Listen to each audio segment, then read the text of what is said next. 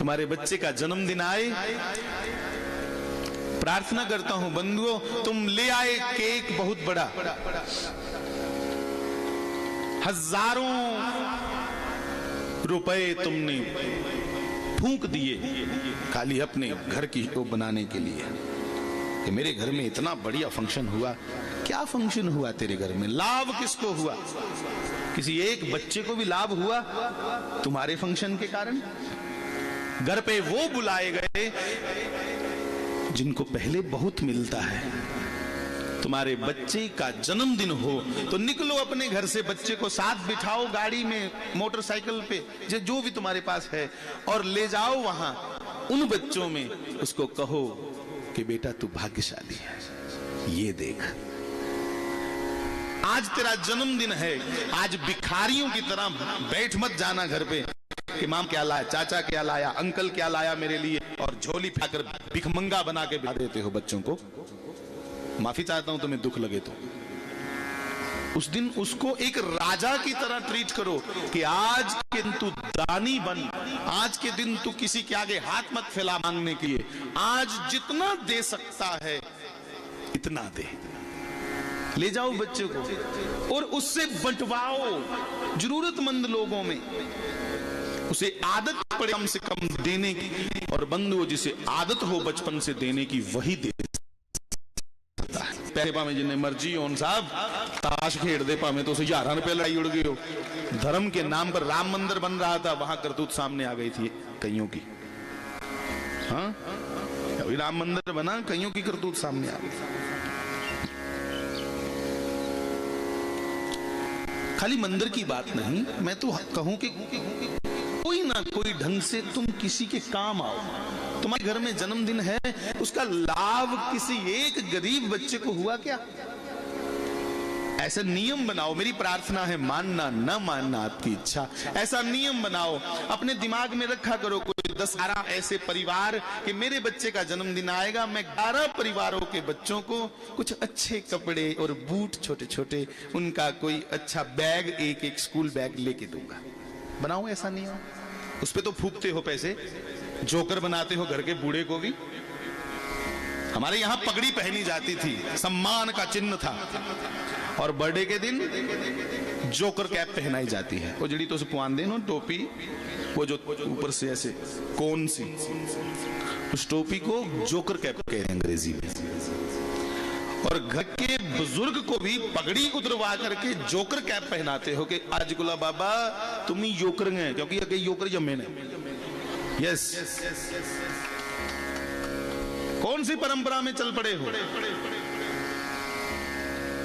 किस परंपरा का निर्वाह कर रहे हो?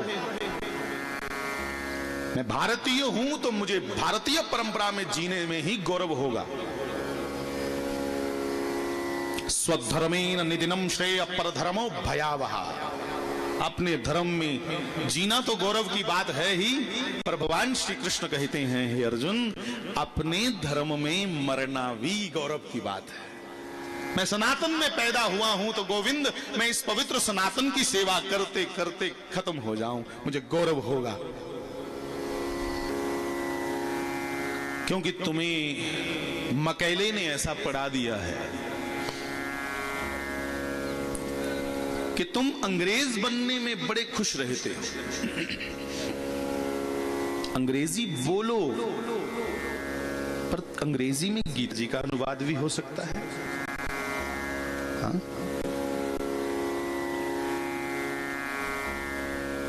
बंधुओं, सबसे पहला अटैक इनका क्या रहता है कि तुम्हारी परंपरा बदली जाए। क्योंकि किसी फिलोसफर का कहना है, एक फिलोसफर है, उन्हें आख्या कि बिना हथियार के अगर तुम किसी कौम को खत्म करना चाहते हो तो उनकी सभ्यता को खत्म कर दो, उनकी मान्यताओं को खत्म कर दो, उनके धर्म ग्रंथों को। आज हमारी सभ्यता पे अटैक हो रहा है। आज बहुत से बच्चे हैं जिन्हें शिखा सुनने में शर्म आती है।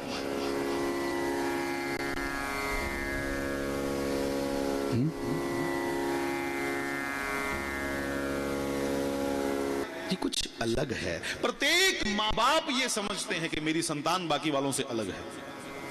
पूछो अपने अपने आप से। तुम्हारी ये गलती तुम्हारे पुत्र को दुर्योधन बना देती है। जब तुम समझते हो कि मेरी संतान, मेरे बच्चे, मेरा पुत्र, लाखों में से यही पैदा अलग हुआ, समझो कि दुर्योधन बनाने की तैयारी तुम कर रहे हो। कुंता माई ने अपने पुत्रों को कहा था कि बच्चे तुम वैसे ही हो जैसे समाज के बाकी पुत्र हैं। अगर कुछ खास बनना है तो मेहनत ज्यादा करो बाकी वालों से, फिर खास बन पाओगे। तुम्हें कुंती की तरह अपने बच्चों को दुलार करना है कि तुम्हारे बच्चे धर्म के लिए कुछ कर सकें। तुम्हें अपने बच्चों को दुर्योधन नहीं बनाना। आज दुर्योधन बनाने की तैयारी हो रही है। विनती है मेरी, ऐसा लाड अच्छा नहीं, ऐसा बच्चों से लाड अच्छा नहीं जो बच्चे को सुस्त बना दे। हाँ, कितना अच्छा लगता है कि पिता के पीछे पीछे उसका पुत्र चला हो। पिता खेत में है तो पुत्र भी खेत में बराबर उसके साथ जाए, अच्छा लगता है। बाबा जी पंड चुकी आवाज है पठे दी ते पुत्र भावे 4 टांडे के चुके मगर मगर चलेगा। छोटा सा बच्चा 4 टांडे चुके, उसके 4 वो उठाए हुए क्या बोलते हैं मक्की के वो डंडों से वो पेट थोड़ी भरेगा गाय का। पर उसको आ गया कि मुझे लाना है कुछ अपनी गाय के लिए। उसे तुम सिखा चुके हो, उसको जब साथ ले जाते हो वो जान चुका है कि बिना किए कुछ मिलता नहीं, कुछ करना पड़ेगा।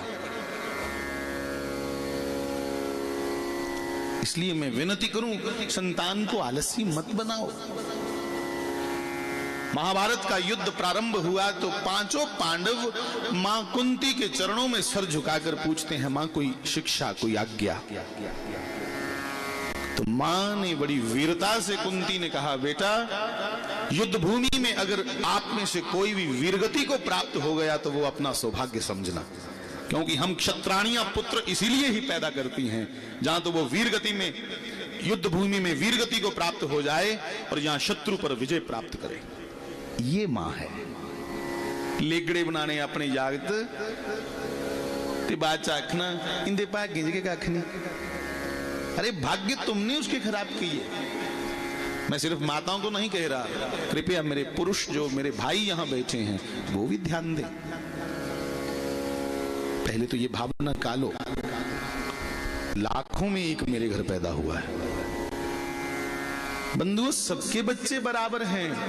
जो झुग्गी झोपड़ी में रहने वाला है वो बच्चा हो सकता है हमारे बच्चों से ज्यादा उसमें गुण हो। दूरी वाले हम तो सिर्फ